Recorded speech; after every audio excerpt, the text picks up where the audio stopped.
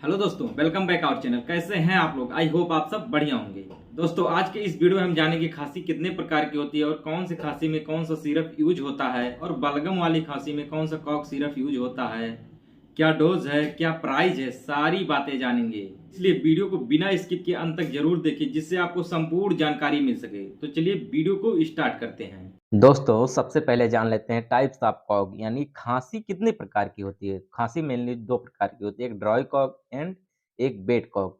Dry कॉग यानी सूखी खांसी एंड वेट कॉग यानी गीली खांसी। तो सबसे पहले हम डिस्कस करेंगे ड्राई कॉग यानी सूखी खांसी के बारे में। तो ये जो होता है नॉन प्रोडक्टिव कॉग यानी बिना बलगम वाली खांसी, यानी खांसी के साथ बलगम नहीं आती है। तो इसके जो कारण है mainly allergy, pollution, dust and dryness in trachea, throat irritation यानी आपके गले में कोई इरिटेशन हो, बैक्टीरियल इन्फेक्शन के कारण हो सकती है एंड वायरल इन्फेक्शन। और अब बात करते हैं बेड कॉग यानी गीली खांसी में क्या समस्या होती है।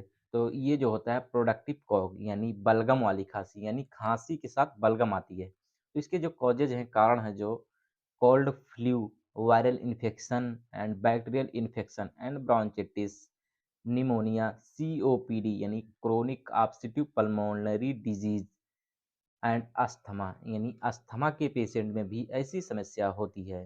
तो ये मैंने डिस्कस किया कि dry cough and wet cough में क्या डिफरेंसेस होते हैं। अब जानते हैं सूखी खांसी के लिए कौन कौन से कॉग सिरप यूज होते हैं और क्या क्या इसके अंदर कंपोजिशन होते हैं। जो सूखी खांसी होता है उसके अंदर मेन 3 सॉल्ट यूज होते हैं या कहिए मिलाकर बनाए जाते हैं।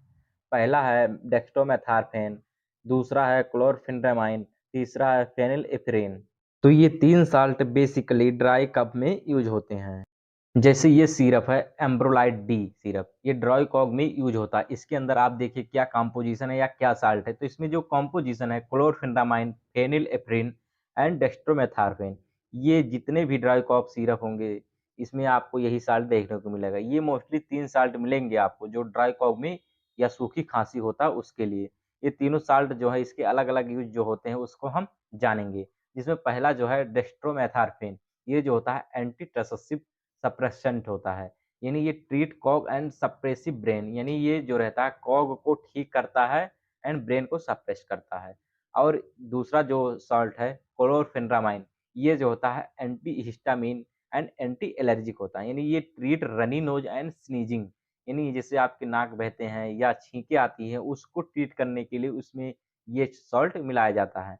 And brompheniramine and fexofenadine and loratadine and cetirizine and levo. तीसरा जो साल्ट है फेनिलेफ्रेन, ये जो होता है डिकॉन्जेस्टेंट्स होता है, यानी ट्रीट नोज ब्लॉकेड और स्टफी नोज, यानी जब आपकी नाकें बंद हो जाती हैं तो उसको ट्रीट करने के लिए फेनिलेफ्रेन इस सिरप में मिलाया जाता है। तो बेसिकली जो ड्राई कॉफ होता है उसके अंदर ये 3 सॉल्ट होते हैं डेक्स्ट्रोमेथार्फेन, क्लोरफेनेरामाइन एंड फेनिलेफ्रेन।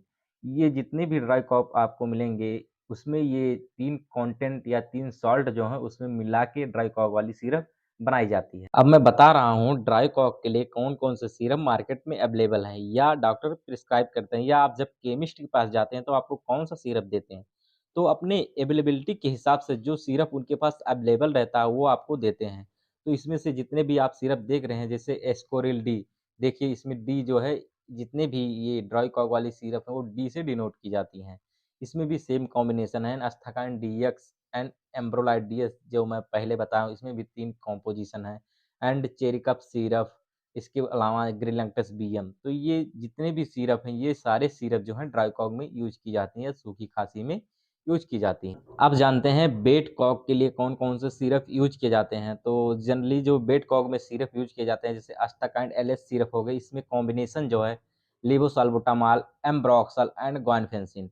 ये तीनों जो 3 सॉल्ट हैं, ये तीनों सॉल्ट मिला के जो है बेड कॉग वाली सिरप बनाई जाती है या गीली खाँसी वाली सिरप बनाई जाती है। अब जानते हैं जो अस्थाकाइन एलएस है, इसमें जो तीनों सॉल्ट हैं लेवोसाल्बुटामॉल, एम्ब्रोक्सल एंड गुआनफेंसिन, इन तीनों सॉल्ट का क्या-क्या अलग-अलग काम होते हैं। तो इसमें जो गुआनफेंसिन है, ये एक्सपेक्टोरेंट का काम करते हैं, यानी क्लियर म्यूकस फ्लेगम फ्रॉम एयरवे, यानी ये जो आपके रेस्पिरेटरी ट्रैक जो होते हैं उसमें जब फ्लेगम जम जाते हैं या जो एयरवे होते हैं उसमें फ्लेगम जम जाते हैं तो उसको क्लियर करने का काम करते हैं। और जो दूसरा साल्ट है लीवोसाल्बुटामॉल, ये जो होता है ब्रोंकोडायलेटर की तरह वर्क करते हैं। जैसे जो ओपन एयरवे होते हैं ऑफ द लंग्स, यानी जो लंग्स के एयरवे होते हैं उसको ये ट्रीट करने का काम करते हैं। यानी जैसे साल्बुटामॉल एंड टर्बुटलिन, ये तीनों का काम यही होता है। आप जानते हैं जो एम्ब्रोक्सल है, ये जो होता है म्यूकोलाइटिक की तरह वर्क करते हैं, यानी कि make mucus less thick and sticky. यानी ये जो म्यूकस होते हैं उनको स्टिकी पतला बनाते हैं और फिर वो जो रहता है एयरवे से बाहर निकालने का काम करते हैं। यानी कि ये जो एम्ब्रोक्सल है, ब्रोमोहेक्सेन है, सोडियम सिट्रेट है, ये तीनों का काम सेम ही होता है। और बेड कॉक के लिए जो मार्केट में कुछ ब्रांड अवेलेबल है उसके बारे में जान लेते हैं। तो इसमें जो सिरप अवेलेबल है, एस्कोरिल एलएस सिरप है जो बेड कॉक के लिए यूज की जाती है, and Ambrolite S syrup, Brozedex syrup and Asthalin X syrup and Asthakind LS जो मैंने आपको पहले बताया। तो ये इतने जो सिरप हैं ये सब जो हैं बेड कॉक के लिए यूज की जाती हैं। इसमें जो कॉम्बिनेशन है, कोई भी सिरप इस कॉम्बिनेशन में अगर आपको मिलता है तो वो सिरप जो है बेड कॉक के लिए ही यूज की जाती है। दोस्तों जितने भी सिरप मैंने बताए हैं ड्राई कॉग एंड बेड कॉग के लिए, यानी ड्राई कॉग में कौन सा सिरप यूज किया जाता है, बेड कॉग में कौन सा सिरप यूज किया जाता है, पूरी बातें आपको समझ में आई होंगी। यदि आपको वीडियो इंटरेस्टिंग लगा हो और समझ में आया हो तो वीडियो को लाइक करके चैनल को जरूर सब्सक्राइब करें। और दोस्तों मिलते हैं किसी नेक्स्ट वीडियो में, तब तक के लिए बाय बाय।